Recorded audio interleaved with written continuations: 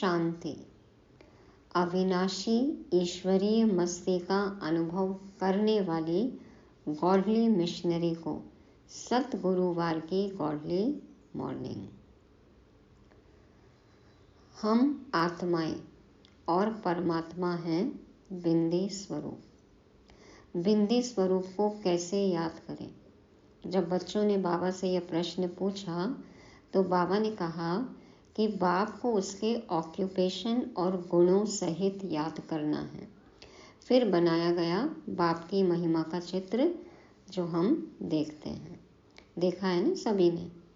बाबा बिंदी स्वरूप और किरणें निकल रही हैं और एक एक किरणों में बाप की महिमा लिखी हुई है। निराकार बिंदी स्वरूप बाप तो गुणों के सिंधु हैं और सबसे ऊंच कर्तव्य करते हैं। तो हमें बाप के कर्तव्य और गुणों की महिमा करते रहना है, तभी हमारी धारणाएं भी सहज हो सकती हैं। बाबा आज की मुरली में खुद के बारे में एक कहानी की तरह बताते हैं।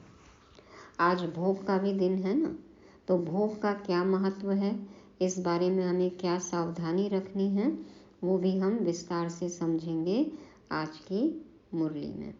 तारीख है 9 मार्च 2023। सुनते हैं सतवाणी। मीठे बच्चे, तुम्हें बाप के ऑक्यूपेशन और गुणों सहित उसे याद करना है।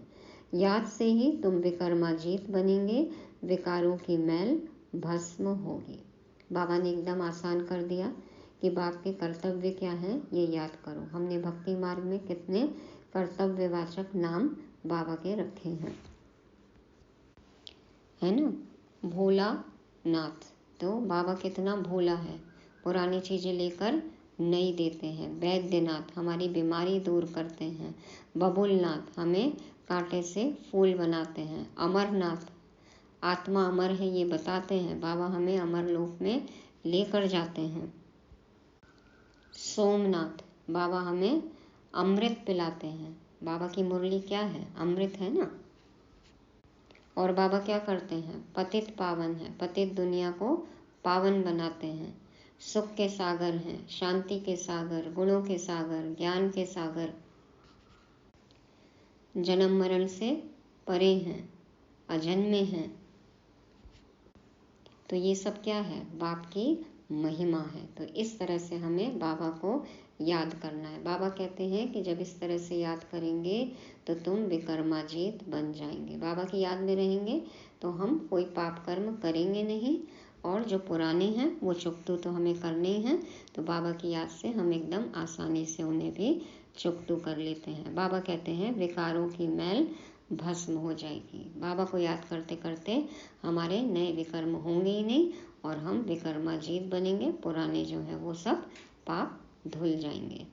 प्रश्न है, ज्ञान की धारणा किन बच्चों को बहुत सहज हो सकती है? बाबा हमेशा कहते हैं ना, ज्ञान स्वरूप बनो, धारणा स्वरूप बनो।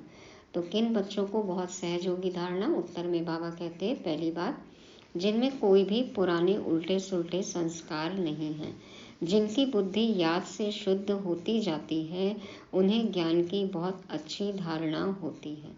जितना हम ज्ञान सुनते जाएंगे, बुद्धि जो है वो शुद्ध होगी, बाबा को याद करते जाएंगे, शक्ति मिलेगी और बुद्धि की शुद्धता होगी तो बाबा जो बातें हमें समझाएंगे वो हम धारण करते जाएंगे। हमारे पुराने स्वभाव संस्कार जो हैं वो भी सब खत्म होते जाएंगे। पुराने आसुरी स्वभाव संस्कार पर हम जीत पाते जाएंगे। मन की शुद्धता होगी तो ज्ञान की धारणा और अच्छे से होगी। दूसरी बात बाबा कहते हैं, पवित्र बुद्धि में ही अविनाशी ज्ञान रत्न ठहरेंगे। बाबा कहते हैं ना, जैसे शेरनी का दूध सोने के बर्तन में ही ठहरता है। तो ज्ञान सुनते सुनते, पवित्रता धारण करते बुद्धि पवित्र होती जाती है तो ज्ञान रत्न ठहरने लगता है। बुद्धि पवित्र होगी तो ज्ञान के धारणा स्वरूप बनेंगे और जैसे जैसे धारणा होती जाएगी और पवित्रता आती जाएगी तो ज्ञान रत्न ठहरेंगे। तीसरी बात बाबा कहते हैं, भोजन बहुत शुद्ध हो। हमने सुना है ना, जैसा अन्न वैसा मन। तो भोजन बहुत शुद्ध हो, बाप को स्वीकार कराकर फिर खाने से भी ज्ञान की धारणा अच्छी होती है। ज्ञान को धारण करते करते तुम मुरलीधर बन जाते हो। बाबा की याद में बनाया हुआ, बाबा को भोग लगाया हुआ, बाबा की याद में खाने से ब्रह्मा भोजन, परमात्मा को भोग लगाया हुआ भोजन खाने से बाबा कहते हैं ज्ञान की धारणा बहुत अच्छी होती है। ज्ञान के पॉइंट्स हमारे अंदर धारण होते जाएंगे, मुरली के एक एक पॉइंट्स। तो बाबा कहते हैं तुम भी मुरलीधर बन जाते हो, माना मुरली को धारण करने वाले, ज्ञान के पॉइंट्स के धारणा स्वरूप। तो ऐसे हमें मास्टर मुरलीधर बनना है। बाबा से प्यार है तो बाबा की मुरली से भी प्यार होना चाहिए। तो ऐसा धारण करके एक एक ज्ञान का पॉइंट हमें मास्टर मुरलीधर बनना है। गीत बजा।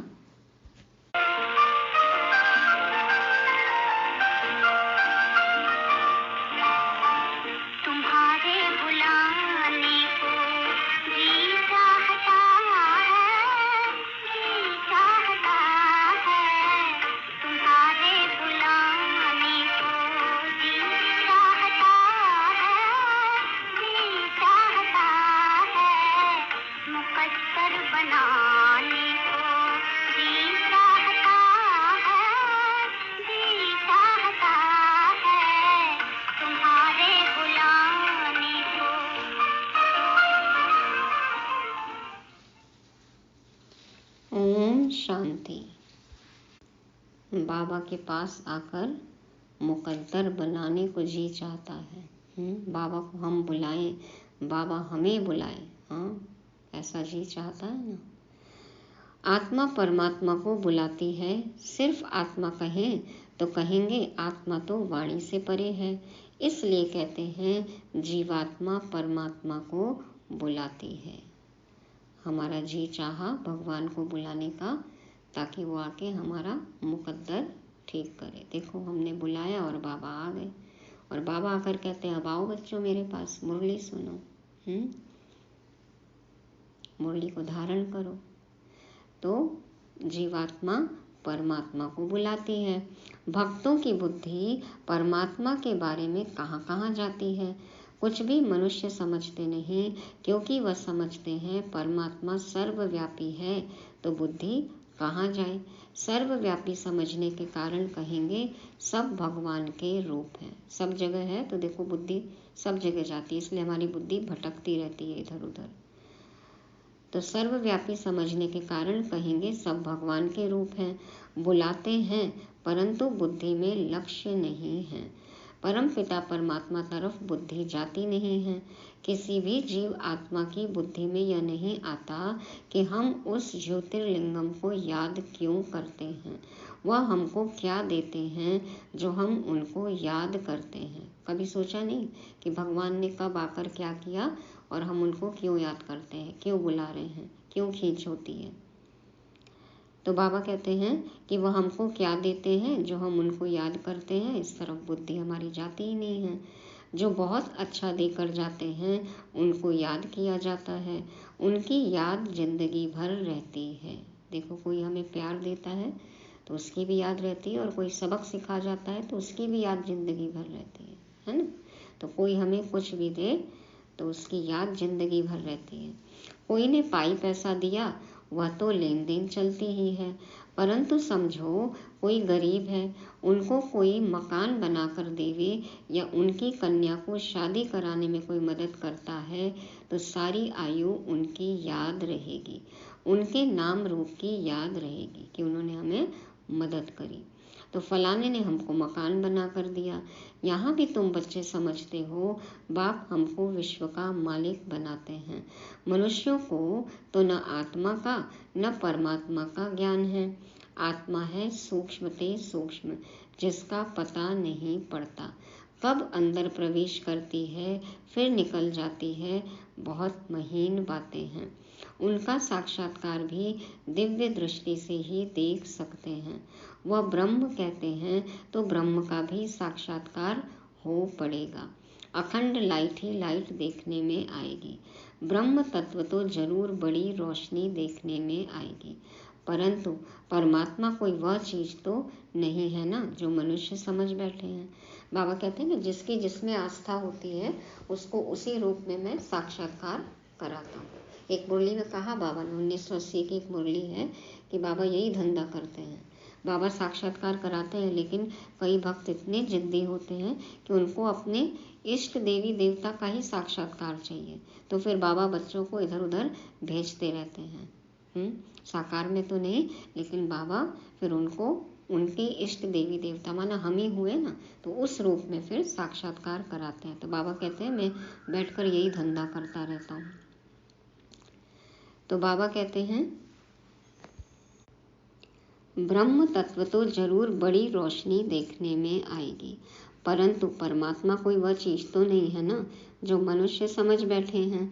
तुम बच्चों की भी बुद्धि में आगे लिंग रूप रहता था, अभी तो बुद्धि में है कि वह स्टार है, आत्मा का वही रूप है, दूसरी कोई चीज हो नहीं सकती।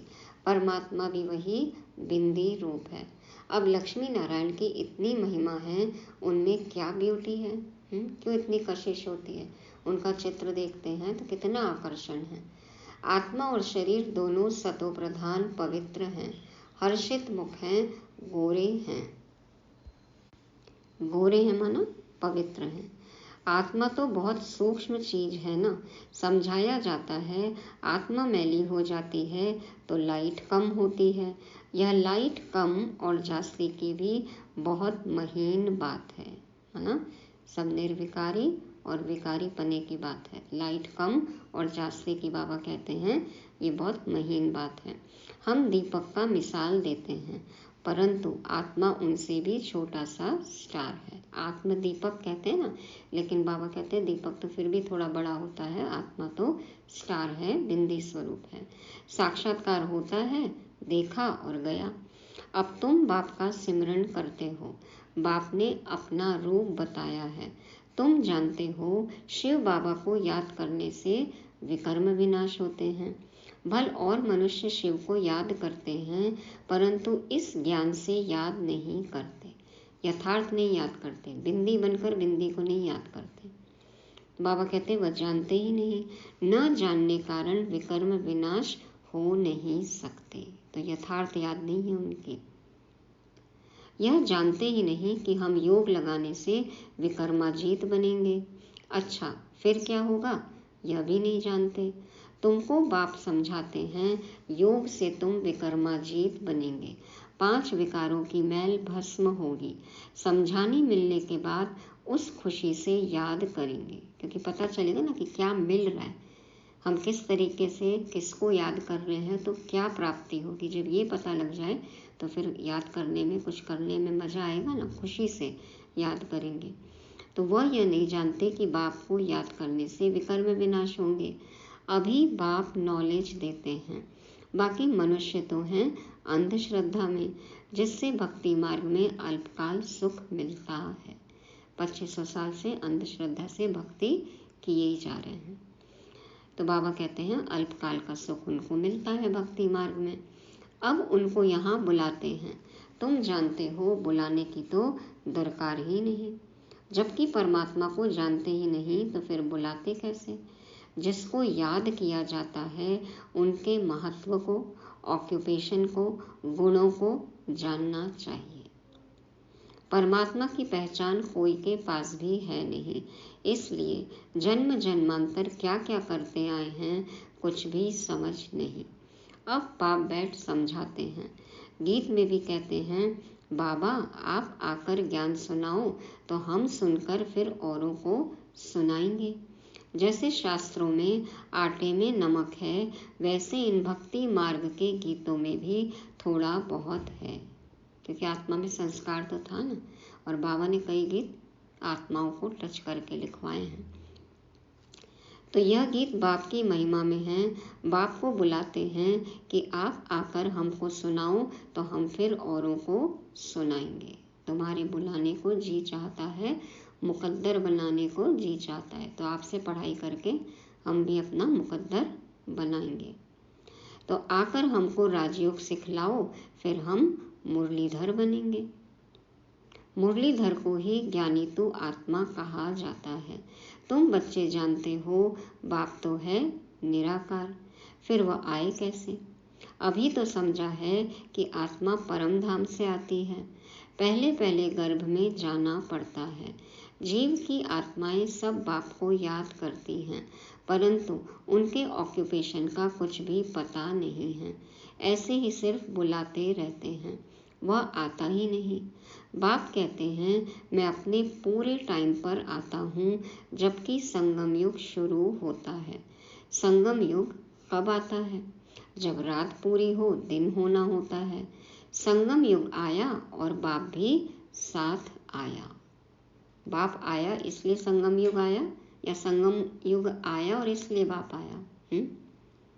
दोनों एक साथ साथ होता है ना। समय होते ही बाप आ जाते हैं और संगम युग भी उसी समय होता है। तो संगम युग पर ही बाप बैठ पढ़ाते हैं। यह सब बातें तुम ब्राह्मण बच्चे ही जानते हो। बाप बैठ समझाते हैं, मैं निराकार आऊं कैसे? यह तो कभी कोई ने ख्याल नहीं किया है।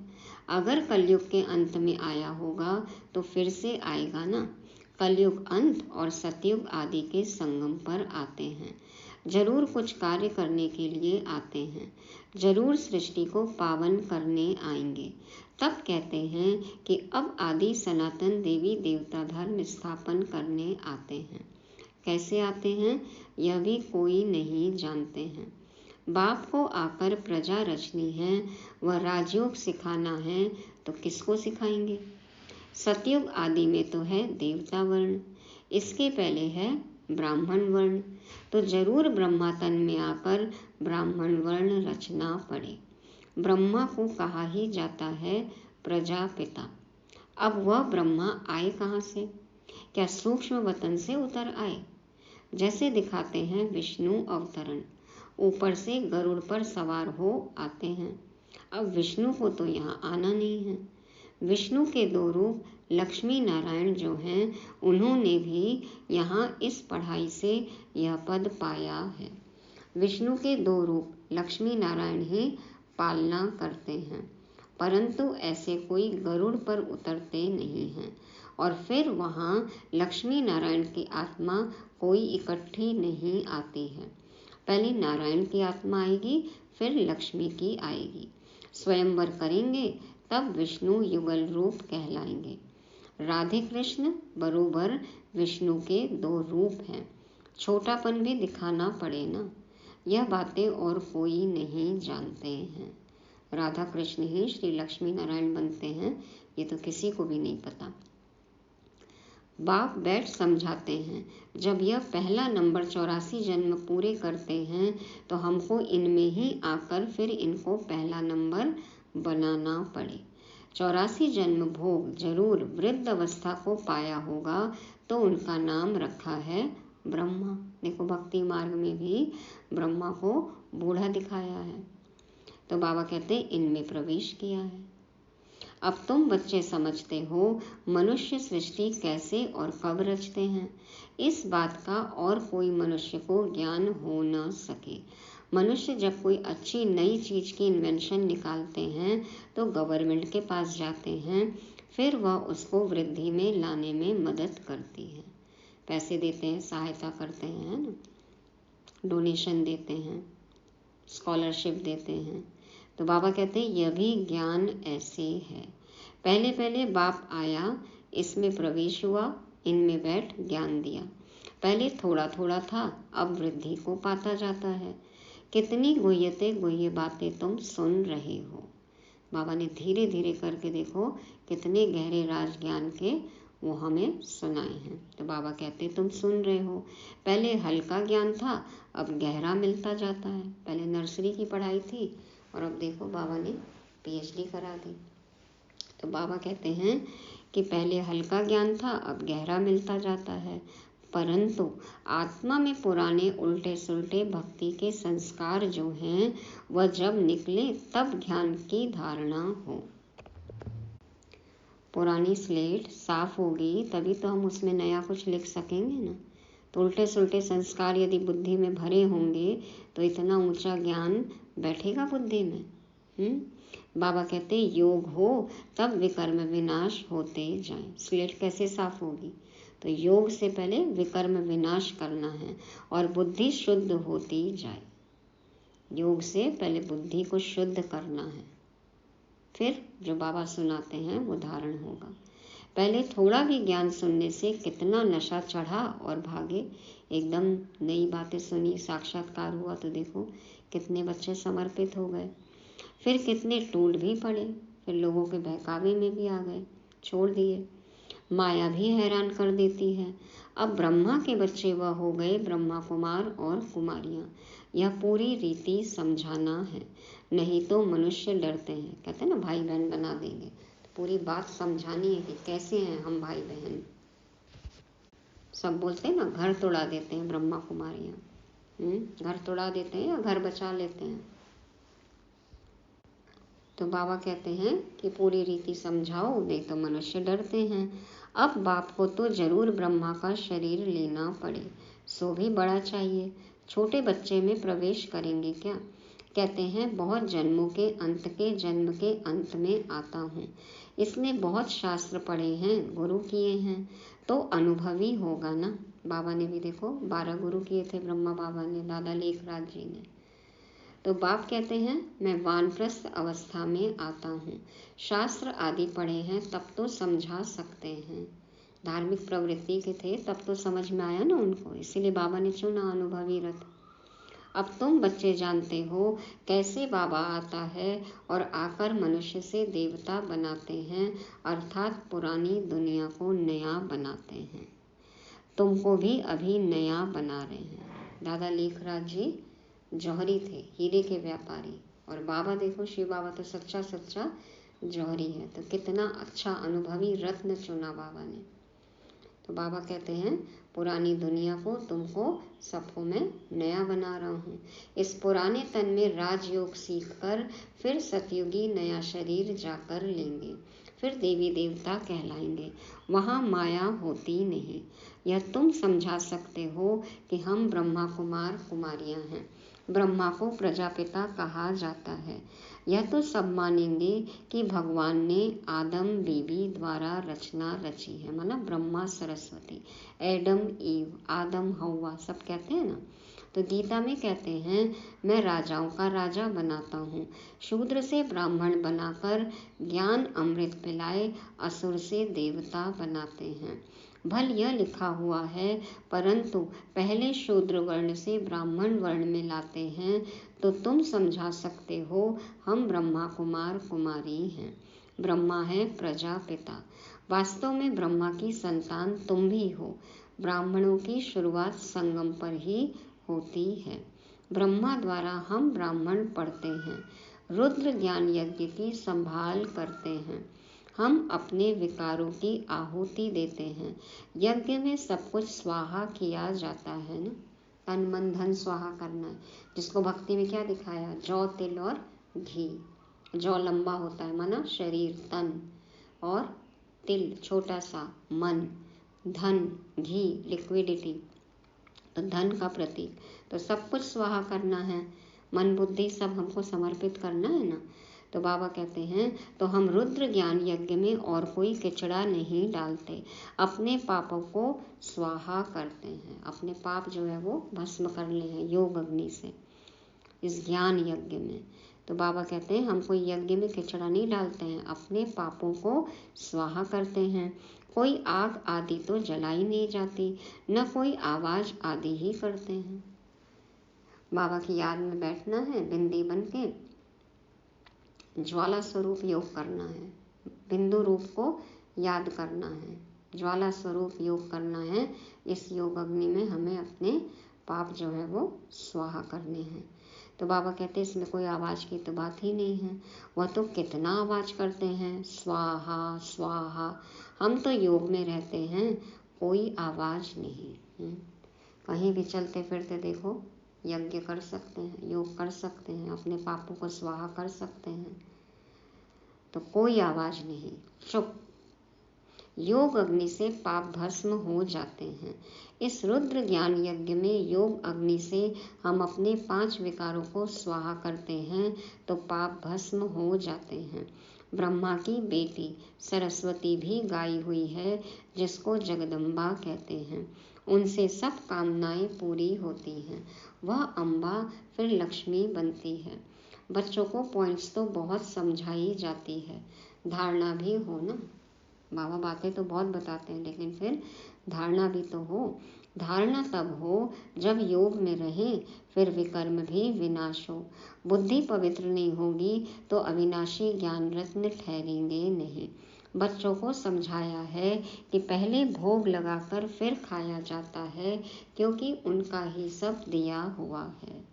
तो वो शुक्रिया का भाव होना चाहिए, धन्यवाद का भाव होना चाहिए कि पहले सब कुछ हम परमात्मा को समर्पित कहते हैं। भक्ति में भी कहते हैं ना, भगवान का दिया हुआ खा रहे हैं। तो बाबा कहते हैं पहले भोग लगाना चाहिए और फिर खाना चाहिए, क्योंकि उनका ही सब दिया हुआ है। तो फिर पहले उनको याद कर भोग लगाते हैं, आह्वान किया जाता है, फिर जैसे कि साथ में मिलकर खाते हैं। तो बाबा की याद में बनाना है, भोग लगाना है, बाबा को बुलाना है, फिर साथ में खाना है। बाबा तो है संपूर्ण पवित्र, हम हैं जैसे भीलनियाँ। हम याद करते हैं तो क्या बाबा हमारे साथ बैठ खा सकता है? हम अपने को संपूर्ण पवित्र तो कह नहीं सकते, तो हम भीलनियों के साथ वह खाएंगे? बाबा खाएंगे हमारे साथ? बाबा का शरीर है। फिर वासना ले लेते हैं।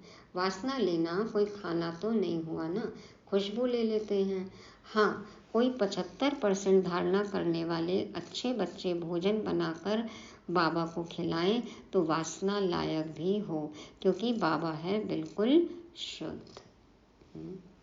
बिल्कुल पवित्र मन से बाबा का आह्वान करते हुए, बाबा को साथ में रखते हुए भोजन बनाना है, बाबा को भोग लगाना है, बाबा को आह्वान करना है, बाबा को कहना है स्वीकार करिए, तो शायद फिर बाबा स्वीकार करें। तो बाबा कहते हैं बाबा तो बिल्कुल है शुद्ध, तो भोजन भी उस लायक होना चाहिए ना, उस मन से बनाना चाहिए, उतने मन से, उतनी पवित्रता से। तो बाबा कहते हैं कि वह हम पतित के साथ खाएं, यह लॉ नहीं कहता। हमको ऐसा ही लगता है ना कि भगवान, हम पतित आत्माओं के साथ भोजन खा सकते हैं, हमारे में इतनी लायकियत है कि हम भगवान के साथ बैठकर खाएं। तो बाबा कहते हैं कि हाँ, कोई 75% धारणा करने वाले अच्छे बच्चे भोजन बनाकर बाबा को खिलाएं तो वासना लायक भी हो, क्योंकि बाबा है बिल्कुल शुद्ध। वह हम पतित के साथ खाएं, यह लॉ नहीं कहता। वह वासना ले सकता होगा? बाबा कहते हैं मैं वासना भी क्यों लूं, मैं तो निष्कामी हूँ। वासना लेने की भी मेरे पास कामना नहीं है। बाबा को कोई इच्छा नहीं है, लेकिन फिर भी हमें धन्यवाद के भाव से बाबा को भोग जरूर लगाना है। बाबा को नहीं चाहिए भोजन, लेकिन हमारा कर्तव्य है कि हम समर्पित करें, फिर बाबा उसको पवित्र कर देंगे तो हम ग्रहण करें, तो हमारे अंदर भी पवित्रता आएगी, बाबा की दृष्टि पड़ेगी, तो भोजन भी शुद्ध होगा। तो बाबा कहते हैं वासना लेने की भी मेरे पास कामना नहीं है, मैं 100% निष्कामी हूँ। भोग ऊपर जाता है, बहुरूपी बैठ देवताओं को खिलाते हैं। देवताएं चाहते हैं हम ब्रह्मा भोजन खाएं, तो बाबा, मम्मा और फिर ऊपर से देवताओं की आत्मा आती है, वह बैठ खाती है। फिर भी रुचि से तब खाएगी जब पकाने वाले योगी हों। देवताएं भी ब्रह्मा भोजन की महिमा करते हैं, क्योंकि हम ही बनेंगे ना देवताएं, तो आत्मा में संस्कार तो है ही। तो एडवांस पार्टी की भी आत्माएं, जो आत्माएं अव्यक्त हुई हैं, जो बाबा के यज्ञ में हो कर गई हैं, तो बाबा उनको भी तो इमर्ज करते हैं ना। तो देवताएं भी ब्रह्मा भोजन की महिमा करते हैं। बाप तो कहते हैं मैं आया हुआ हूँ तुम्हारी सर्विस करने, हम तो तुम्हारा पूरा निष्कामी सर्वेंट हूँ। तुम भल 36 प्रकार के तो क्या 108 प्रकार का भोग लगाओ। भक्तों ने ही भोग लगाया और भक्तों ने ही बांटकर खाया। आजकल तो देखो 108 क्या 1008 से भी ज़्यादा तरह के भोग बनाते हैं। आकारी देवता ब्रह्मा, विष्णु, शंकर, उन्होंने तो कभी साकार तन में आकर ब्रह्मा भोजन नहीं खाया ना, वो तो आकारी देवता है ना, और हम ब्राह्मण बच्चे जो साकारी देवी देवता बनेंगे, हमने अभी संगम युग में ब्रह्मा भोजन का स्वाद चखा है। और जो आत्माएं अव्यक्त हो जाती हैं या एडवांस पार्टी में गई हैं तो उनको तो खींच होती है ना। और देखो इसीलिए कहावत भी है कि देवताएं भी ब्रह्मा भोजन को तरसते हैं। तो आकारी देवताओं के तो शरीर है नहीं, उनका तो सूक्ष्म शरीर है। तो देखो ब्रह्मा भोजन तो सिर्फ हम ब्राह्मण ही खाते हैं, तो कितने नसीब वाले हैं, तो कितनी पवित्रता होनी चाहिए। तो बाबा कहते हैं कि भक्तों ने भोग लगाया और भक्तों ने बांट कर खाया। भगवान निष्कामी हैं तो भी ऑफर करना चाहिए। हमारा ये कर्तव्य है कि हम ऑफर करें। बड़े राजाएं आदि कभी हाथ में नहीं लेते हैं। देखो उनके जो सहयोगी और कर्मचारी जो होते हैं वो धन को या कोई उनको गिफ्ट देता है वो उसको हाथ लगाते हैं, लेकर जाते हैं अंदर। राजाएं तो नहीं छूते हैं ना कोई भी चीज़, किसी के यहाँ से कहीं से आया हुआ है तो राजाएं कभी हाथ में नहीं लेते। कोई भी उपहार आदि आता है तो उनमें भी किस्म किस्म के होते हैं। कोई ले भी लेते हैं, कई क्या होते हैं सिर्फ टच कर दिया, पूरा ऐसे नहीं लेते कि उन्हीं के हाथ में हो। पर सबकी अपनी अपनी धारणा, अपनी अपनी मान्यता होती है। तो कोई टच कर देते हैं, कोई टच भी नहीं करते हैं और अंदर राजकोष में रख दिया जाता है। तो बाबा कहते हैं बाबा का राजाओं आदि से कनेक्शन रहा है ना। ब्रह्मा बाबा दादा लेखराज जी वो तो रॉयल फैमिलीज में जाते थे तो कुछ गिफ्ट लेकर जाते थे, कभी तो कोई ले लेते थे, कोई नहीं टच करते थे। तो हम बाबा को भोग लगाते हैं, कामना है कि हम बाबा से विश्व का मालिक बनने राजाई लेवे, वह तो है ही दाता। यह सारी सूक्ष्म बातें हैं, भोग कहाँ ले नहीं जाते हैं, यहाँ ही बैठ बैकुंठ का साक्षात्कार करते हैं, यहाँ से जैसे कि गुम है। जब बाबा को भोग लगाते हैं, परमात्मा को भोग अर्पण किया जाता है, गीत बजता है, तो देखो भोग की थाली तो सामने रहती है ना, लेकिन जो संदेशी होती है जिनका पाठ है भोग लगाने का, वो क्या करती हैं, संकल्पों से सूक्ष्म वतन में जाती हैं भोग लेकर। बाबा इमर्ज करते हैं उनको, है ना, जिनके निमित्त भोग होता है या जो आत्माएं एडवांस पार्टी में गई हैं और जो आकारी देवता हैं और जो देवताएं बनने वाले हैं, तो वो सब आत्माएं वहाँ इमर्ज हो जाती हैं और एक महफिल सी लगती है। फिर बाबा अलग अलग तरह के साक्षात्कार भी कराते हैं, तो वो सब वाइब्रेशन को कैच करती हैं। बाबा क्या संदेश देते हैं, कैसे बाबा ने भोग को स्वीकार किया, वो सब आकर फिर साकार में आकर जब संकल्पों से आती हैं नीचे, तब फिर वो सब बताती हैं। तो वो कुछ आत्माओं का ही पार्ट है। तो बाबा कहते हैं जब भोग लेकर जाती हैं तो जैसे कि यहाँ से गुम है, जैसे कि हमारा जब यथार्थ योग लगता है परमात्मा से तो हम आत्माएं यहाँ साकारी दुनिया से गुम हो जाते हैं। शरीर भल यही रहता है लेकिन संस्कार संकल्प बाबा के साथ जुड़ जाते हैं और फिर खुद को भर के प्रकृति को, अन्य आत्माओं को वाइब्रेशन दे के हम वापस फिर चेतना में लौटते हैं, साकार में लौटते हैं। अच्छा, मीठे मीठे सिटी लगे बच्चों प्रति माता पिता बाप दादा का याद प्यार और गुड मॉर्निंग। रूहानी बाप के रूहानी बच्चों को नमस्ते। हम रूहानी बच्चों की रूहानी बाप दादा को याद प्यार, गुड मॉर्निंग और नमस्ते। शुक्रिया बाबा, शुक्रिया। धारणा के लिए मुख्य सार, पहला पॉइंट, बाप भल निष्कामी हैं लेकिन भोजन का भोग जरूर लगाना है। बहुत शुद्धि से भोजन बनाकर बाप के साथ बैठकर खाना है। और बाबा को बच्चा बनाया है तो फिर बाबा कहते हैं बच्चे को भूखा रखेंगे क्या? दूसरा है, इस रुद्र यज्ञ में योग बल से अपने पाप स्वाहा करने हैं, आवाज में नहीं आना है, चुप रहना है, बुद्धि को योग बल से पवित्र बनाना है। वरदान, न्यारे और प्यारेपन की विशेषता द्वारा बाप के प्रिय बनने वाले निरंतर योगी भव। न्यारे और प्यारेपन की विशेषता द्वारा बाप के प्रिय बनने वाले निरंतर योगी भव। बाबा कहते हैं मैं बाप का कितना प्यारा हूँ, इसका हिसाब न्यारेपन से लगा सकते हो। कितना हमारा न्यारापन है दुनिया से। जितना न्यारापन होगा उतना हम बाप के प्यारे होंगे। तो जितना और उतना का हिसाब है। तो बाबा कहते हैं मैं बाप का कितना प्यारा हूँ, इसका हिसाब न्यारेपन से लगा सकते हो। अगर थोड़ा न्यारे हैं, बाकी फंस जाते हैं, तो प्यारे भी इतने होंगे। जो सदा बाप के प्यारे हैं उनकी निशानी है स्वतः याद। प्यारी चीज़ स्वतः और निरंतर याद रहती है। तो यह कल्प कल्प की प्रिय चीज़ है। ऐसी प्रिय वस्तु भूल कैसे सकते? भूलते तब हो जब बाप से भी अधिक कोई व्यक्ति या वस्तु को प्रिय समझने लगते हो। अगर सदा बाप को प्रिय समझो तो निरंतर योगी बन जाएंगे। तो कहा जाता है ना कि याद उसको किया जाता है जिसको कभी भूले हो। तो बाबा को याद करना पड़ेगा। बाबा को भूलना ही नहीं है जो याद करना पड़े। तो बाबा कहते हैं क्या मुझसे भी प्यारा कोई है? कोई देहधारी है, कोई व्यक्ति है, कोई वस्तु है? अगर सदा बाप को प्रिय समझो तो निरंतर योगी बन जाएंगे, क्योंकि याद स्वतः रहेगी।